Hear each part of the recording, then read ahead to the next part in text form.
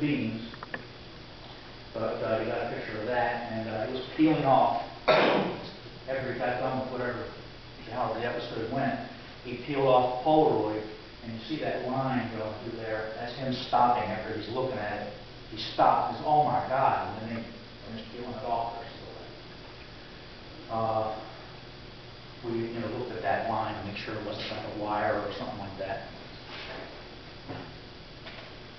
And this is a picture that folks like Bruce really liked because the craft is flying behind some foliage, and you can kind of get a judge of distance as far as how far where he was standing, where he said he was standing, how far the foliage is away, and the fact it's covering up part of the craft.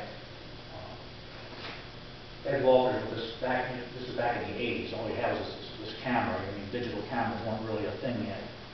And for him just to take these pictures, to try and do anything really to fabricate something would be very difficult for him because he was just a builder. He wasn't really into any kind of photographic effects or anything like that. And this is an example of 3 of them showing up. And you got a picture of 3. I wish I had a picture of the 8. Or play the other video, but you can actually snap that off.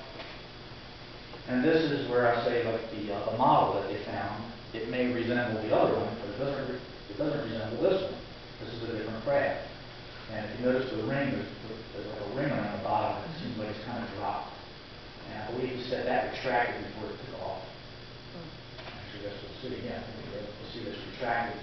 And he took this picture as he's snapping it. It took off, and we looked at how could he, if he was faking this, how could he have faked that line like that without some sort of apparatus or stand, or because it's impossible to hold the camera and move it without some kind of jagged.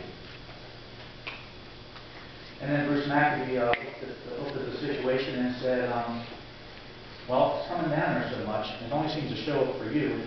Here's some stuff. Here's some rods and a couple. Then it was the cameras that spit out the pictures, and you can watch them develop in front of you. He says, "Let me give you this. He had 2 cameras mounted on a frame. He says, I want you to take some stereo photographs." And so Ed Walters did. When it showed up, he paced off the marks and took that. So if you have a 3D viewer, you can look there. And I've even taken these to NASA. I had them look at it, and all they just did was go. And then that's very nice. We'll hand it back to you. But anyways, he's 3D effective where they got there.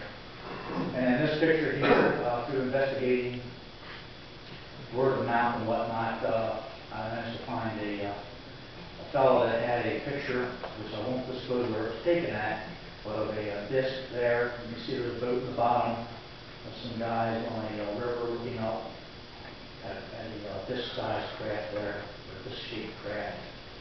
And you can probably judge the size of the thing, maybe 100 feet wide or something. And there were some other glowing white ones that were flying around. And the story goes that the white ones, 12 or 13 of them, formed a circle, and then the big ship flew into the center of the circle, and then they all disappeared. And that's what got me thinking. These things are disappearing in 3D-dimensional space. There's got to be some other thing that they're exhibiting. There's got to be some other type of physics involved, because three-dimensional physics doesn't seem to be, Newtonian physics doesn't seem to be affecting that. We seem to be exempt from that for some reason. So I wondered how you came and went, and some of the accelerations are 30 Gs and 32 Gs, things like that. How can something survive that? And how are we ripping this hole in the sky and going into there? Well, Ed, it will make sense that maybe these guys have enough energy to create their own wonders. That's a good. Put the words right out of my slide.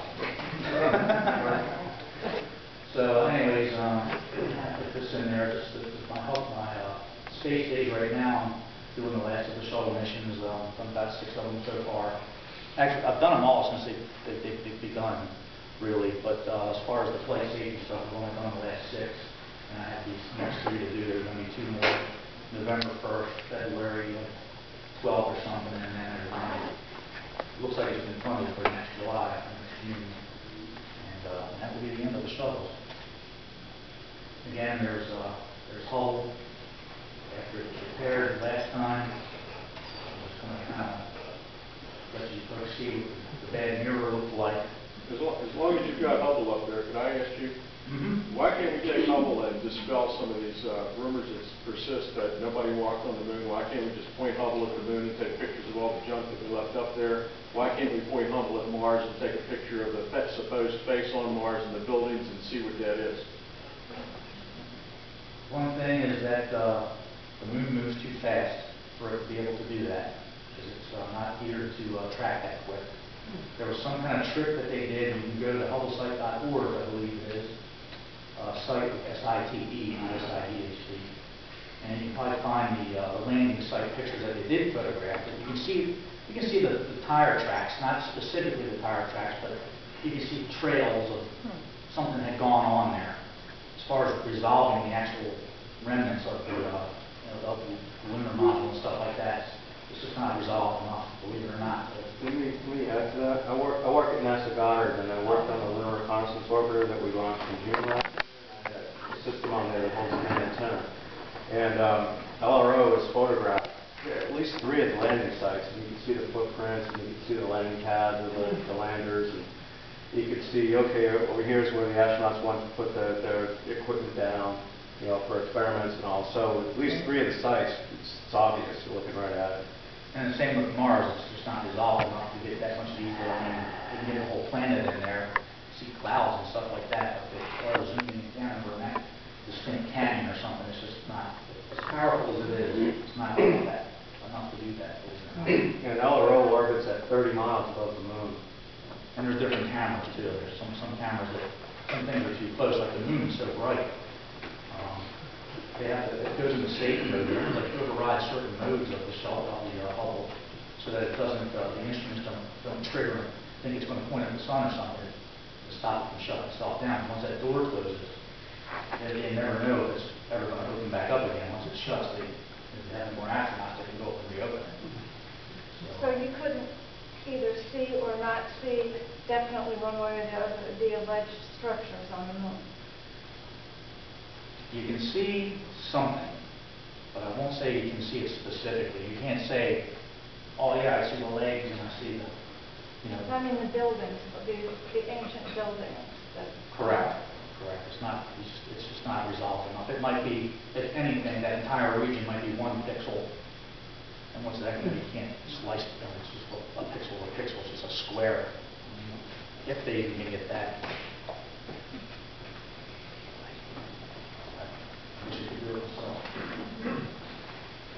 One of the astronauts just kind of gave you an idea of size. There's some Hubble fans there. It's about as big as a school bus. And one of our guys changing out the camera to give us some of the shots, and I think we'll zoom in on some of the stuff from there.